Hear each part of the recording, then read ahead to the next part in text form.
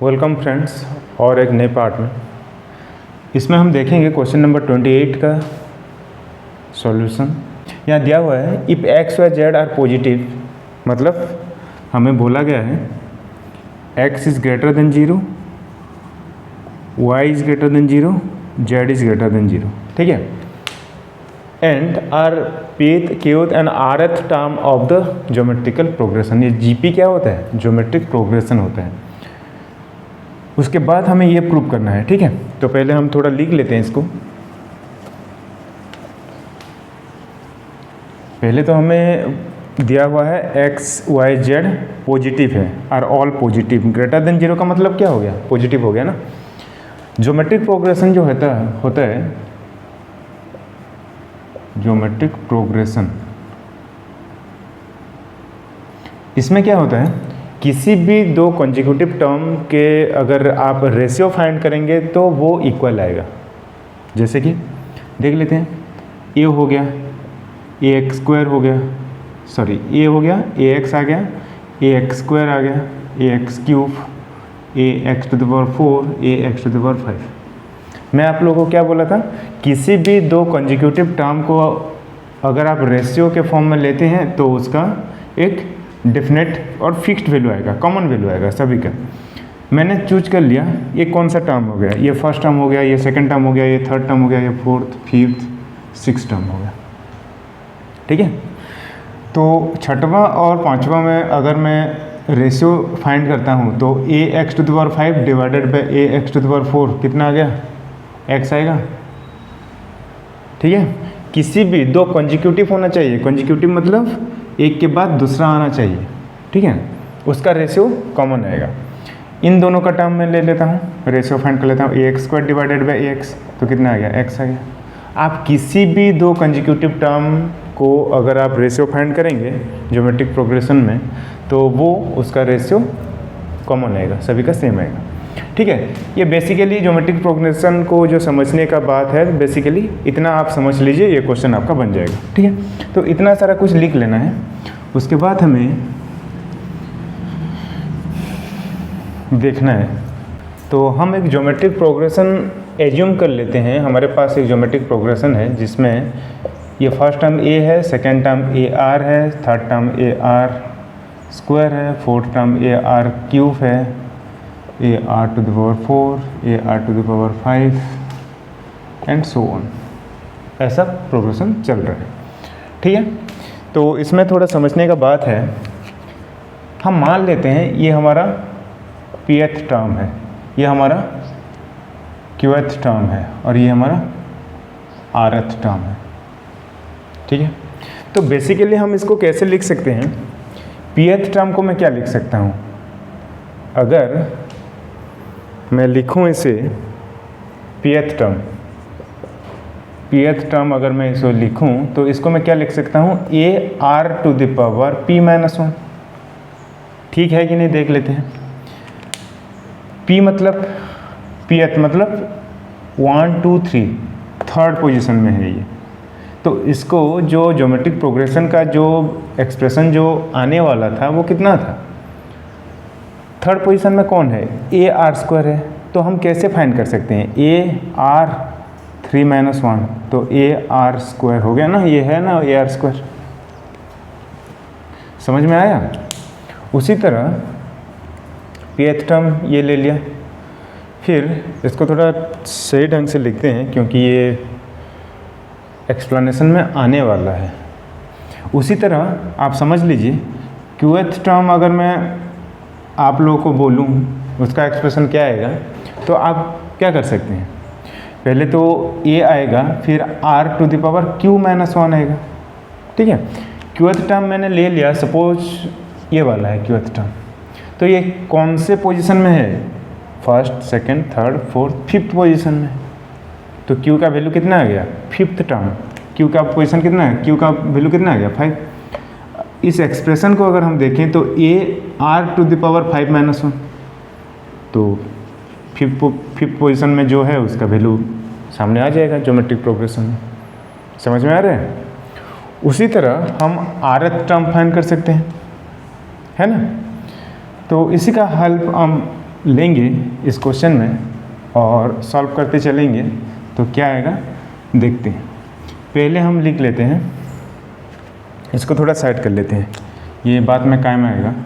log x p1 log y q1 log z r1, ये हमारा इसका वैल्यू 0 आना था। ठीक है, तो ये बात में आएगा, इसको थोड़ा मैं साफ कर लेता हूँ इसमें। तो अभी जैसा कि मैंने आप लोगों को बोला, pth टर्म कितना आ रहा था, pth टर्म आ रहा था आपके पास a r to the power p minus 1 आ रहा था, है कि नहीं। That implies x equal to a to the power r p minus 1, ठीक है ना।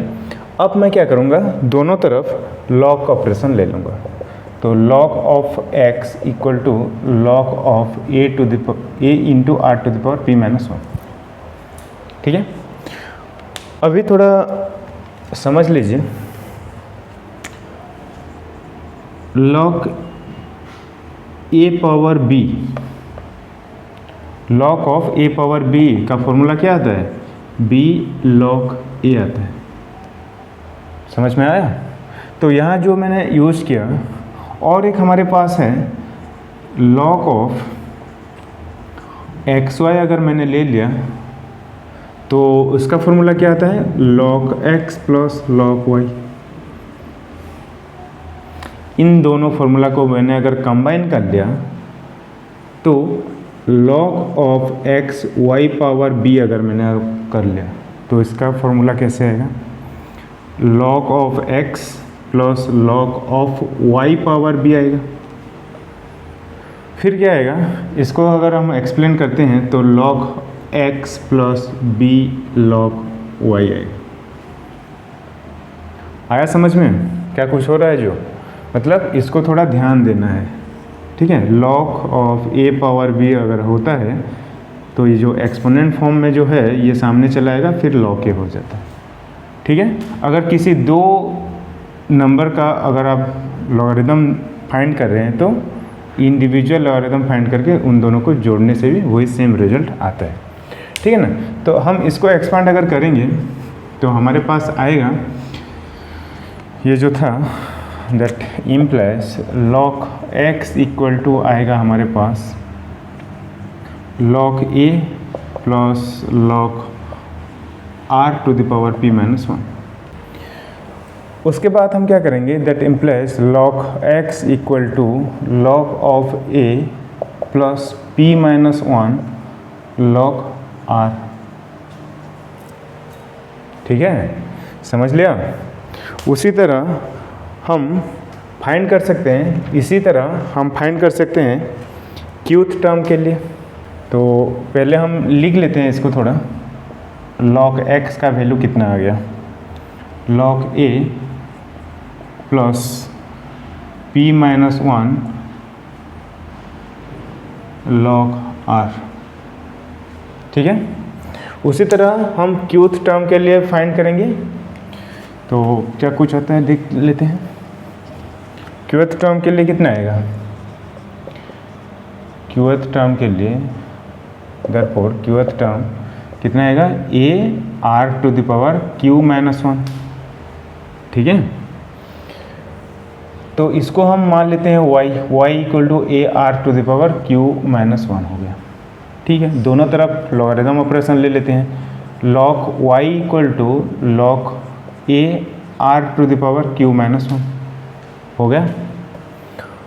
इसके बाद हम अगर इसको थोड़ा एक्सपांड कर लेते हैं तो ये log a plus log r to the power q minus 1 हो गया।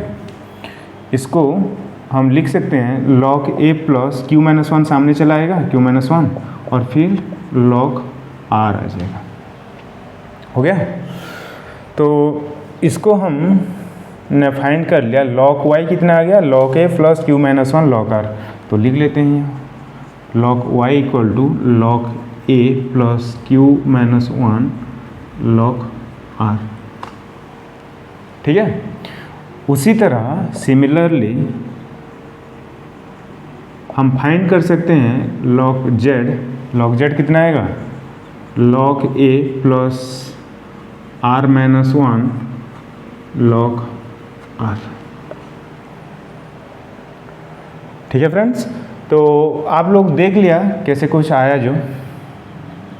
अभी हमारा काम रहेगा, ये डिटर्मिनेंट का वैल्यू हमको 0 दिखाना था ना, ठीक है। हमने फाइंड कर लिया log x कितना है, log y कितना है फाइंड कर लिया, log z फाइंड कर लिया। तो ये हम डिटर्मिनेंट अब लेने वाले हैं और log x का वैल्यू इसके साथ। तो फ्रेंड्स अब हमने log x, log y, log z को फाइंड कर लिया।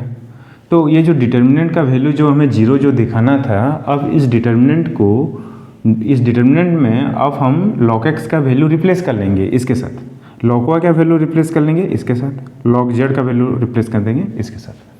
तो हमारे पास जो डिटर्मिनेंट बन के आएगा, थोड़ा लिख लेते हैं इसको। तो काफ़ी आसान है, आप लोग को अच्छे से समझ लेना है, बहुत कुछ मैथमेटिक्स इसमें नहीं है, थोड़ा ज्योमेट्रिक प्रोग्रेशन समझ लेना है, रेशियो कॉमन आता है। और उसके बाद लॉगरिदम का 2-3 फॉर्मूला आप लोगों को आना चाहिए, ठीक है। तो इस डिटर्मिनेंट को अब मैं क्या लिखूँगा, यहाँ लिख लेते हैं। तो गिवन दैट टेकिंग LHS लेते हैं ना, LHS टेकिंग LHS, तो LHS में तो ये डिटर्मिनेंट था, ले लेते हैं log x P1 log y Q1 log z R1, ये हमारा डिटर्मिनेंट था और उसका वैल्यू हमें 0 फाइंड करना था। तो कैसे फाइंड करते हैं देखते हैं।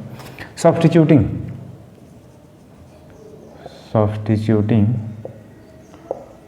log x log y and log z, we get कितना आएगा।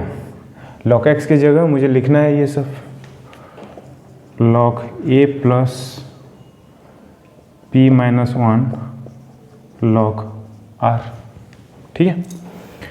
फिर log y की जगह मुझे लिखना है log a plus q minus 1 log r। log z में मुझे लिखना है log a plus r minus 1 log r, ठीक है। ये हमारे सारे के सारे वैल्यू हम सब्स्टिट्यूट कर लिए। उसके बाद ये आएगा p, ये आएगा q, ये आएगा r, ये आएगा 1 1 1, ये बन गया हमारा डिटर्मिनेंट। आया क्या कुछ हो रहा है जो समझ में आ रहा है। उसके बाद हमें सॉल्व कर लेना है। डिटर्मिनेंट में आपको एक प्रॉपर्टी बोला गया था, अगर किसी एक एलिमेंट अगर किसी रो या किसी कॉलम में एडिशन या सब्ट्रैक्शन फॉर्म में होता है तो उस डिटर्मिनेंट को 2 डिटर्मिनेंट का एडिशन या सब्ट्रैक्शन के फॉर्म में दिखाया जा सकता है। तो यहाँ थोड़ा गौर कीजिए, कॉलम 1 में log a तीनों के तीनों टर्म में एडेड फॉर्म में है, तो इसको और इन दोनों को लेके एक डिटर्मिनेंट बना लेंगे, प्लस इसको ये सेकंड टर्म को, कॉलम 1 का सेकंड टर्म को और ये 2 कॉलम को लेके और एक डिटर्मिनेंट बना लेंगे। ये हम डिटर्मिनेंट के प्रॉपर्टी में अच्छे से पढ़े हुए हैं, ठीक है। तो इसको हम सेपरेट कर लेते हैं। तो log a ये बन जाएगा P1 log a Q1 log a R1, तो ये बन गया हमारा पहला डिटर्मिनेंट। दूसरा डिटर्मिनेंट जो बनेगा plus P minus 1 log R P1, ठीक है। इसको थोड़ा देख लीजिए। पहले हमने क्या किया, इसको कॉलम 1 बना लिया, ये कॉलम 2 बन गया, ये कॉलम 1 बन गया, ये कॉलम 2 बन गया, ये तीनों, और ये कॉलम 3 बन गया, ये तीनों। तो ये पहला डिटर्मिनेंट। अब हमको क्या करना है, दूसरा डिटर्मिनेंट जो लेंगे हम, इसको कॉलम 1 ले लेना है। जो दूसरा डिटर्मिनेंट जो आएगा यहाँ, इसको कॉलम 1 ले लेना है। ये जो ब्लू में जितना राउंड किया गया है, कॉलम 2 ये बन गया, कॉलम 3 ये बन गया, ठीक है। ये कॉलम 1, कॉलम 2 में P था, कॉलम 3 में 1 था, ठीक है। ऐसे बन जाएंगे। तो हमारे पास डिटर्मिनेंट बन क्या आएगा, q minus 1 log r q1 r minus 1 log r1। तो ये हमारा डिटर्मिनेंट बन गया। अब इन सारी चीज़ों को अब हटाने से भी चलेगा, इसका कोई काम अभी नहीं बचा है, तो इसको थोड़ा हटा लेंगे। क्लीन कर लिया मैंने।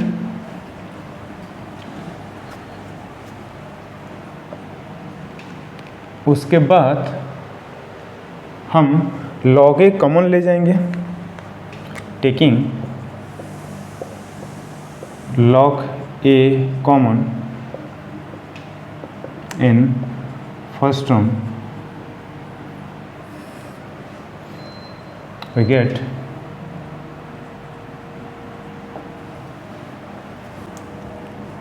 तो हमारे पास रहेगा log a, डिटर्मिनेंट यहाँ तो 1 आ जाएगा, 1p1 1q1 1r1 हो गया। प्लस इसमें अगर हम log r कॉमन ले लिए, तो हमारे पास रह गया p minus 1 p1 q minus 1 q1 r minus 1 r1। ठीक है, तो इसको आप देख सकते हैं। डिटर्मिनेंट में और एक प्रॉपर्टी हमने पढ़ा था, किसी भी डिटर्मिनेंट का दो रो या दो कॉलम अगर आइडेंटिकल हो जाए तो उस डिटर्मिनेंट का वैल्यू 0 आ जाता है। तो इसका वैल्यू कितना आ गया, 0। तो पहला टर्म तो हमारा 0 हो गया ना। तो ऊपर थोड़ा उसको लिख लेते हैं।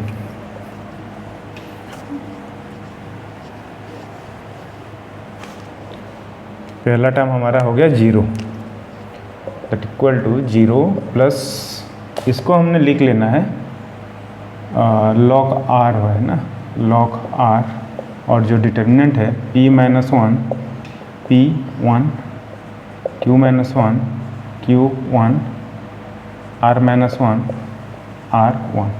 ठीक है, अब हम क्या करते हैं, एक ऑपरेशन लगाते हैं। नीचे का क्लीन कर लेते हैं। अब इसमें हम ऑपरेशन लगाएंगे, column 2 is replaced with column 2 minus column 3। ठीक है, तो हमारे पास बन के आएगा log r, डिटर्मिनेंट जो है p minus 1 column 2 minus column 3 मतलब p माइनस 1 ये आ गया 1। कॉलम 3 में कुछ ऑपरेशन नहीं हुआ है, मतलब जैसा का वैसा लिख लेना। फिर q माइनस 1 कॉलम 1 का दूसरा एलिमेंट q माइनस 1 था ना, कॉलम 2 का दूसरा एलिमेंट q है। कॉलम 2 में ऑपरेशन हो रहा है ना, कॉलम 2 में ऑपरेशन हो रहा है मतलब कॉलम 2 का सारा एलिमेंट चेंज होगा। समझ में आ रहा है? तो q माइनस 1, तो q माइनस 1 कॉलम 2 का दूसरा एलिमेंट q था, कॉलम 3 का दूसरा एलिमेंट 1 था, तो इसका सब्सट्रैक्शन होगा क्योंकि हमने ऑपरेशन लगाए हैं c2 माइनस c3। फिर आएगा r माइनस 1। ठीक है, यहाँ भी r माइनस 1 और ये आ जाएगा 1 1। ठीक है, तो ये हमारे पास आ गया डिटर्मिनेंट। फिर उसी प्रॉपर्टी में आते हैं, जिस प्रॉपर्टी में हमने पढ़े थे, किसी भी दो रो या कॉलम अगर आइडेंटिकल हो जाए तो उस डिटर्मिनेंट का वैल्यू 0 आता है। तो इसमें दो कॉलम, जो कॉलम 1 और कॉलम 2 जो है ये आइडेंटिकल है ना, आइडेंटिकल है। तो इस डिटर्मिनेंट का वैल्यू कितना आ गया, 0। लिख लो, इसको थोड़ा लिख लो, दिस इक्वल टू 0। क्या लिखेंगे हम, since column 1 and column 2 are identical. ठीक है, तो ये हमारा RHS, ये हमारा RHS था, प्रूफ्ड। देखते ही देखते हमने प्रूफ कर लिया। ठीक है ना, आते हैं क्वेश्चन नंबर 29 में।